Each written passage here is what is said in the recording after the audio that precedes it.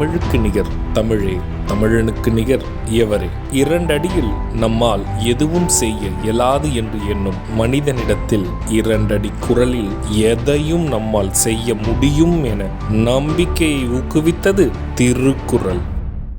வணக்கம் குழந்தைகளே. வணக்கம் பகலவன் ஐயா. இன்னைக்கான குறளை நம்ம பார்ப்போமா? ஓ, பார்க்கலாமே. சரி, பாடத்துக்குள்ள போலாம். இன்னைக்கான குறள் அதிகாரம் 37, அவா அறுத்தல். குறள் எண் 365. அற்றவர் என்பார் அவா அற்றார் மற்றையார், அற்றாக அற்றது இலர். ஐயா, நீங்க சொன்ன இந்த குறளோட பொருள் என்ன? இதுக்கான பொருள், பற்றை விட்டவர் என்பவர் ஆசையை விட்டவர். அப்படி ஆசையை விடாதவர்களை பற்றை விட்டவர்களாக சொல்வதற்கில்லை. இதுக்கு ஒரு உதாரணம் சொல்லுங்களேன்.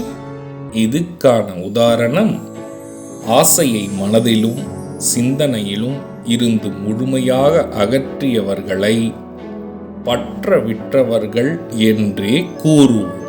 நான் சொன்னது உங்களுக்கு புரிஞ்சுதா தீரன், இலக்கியா? நல்லா புரிஞ்சுது ஐயா. இனி இந்த குறள் எங்களுக்கு மறக்கவே மறக்காது. சரி பசங்களா, நாளைக்கும் இதே மாதிரி சுவாரஸ்யமான குறளை பார்ப்போம். நீங்க வீட்டுக்கு போன உடனே என்ன பண்ணணும்?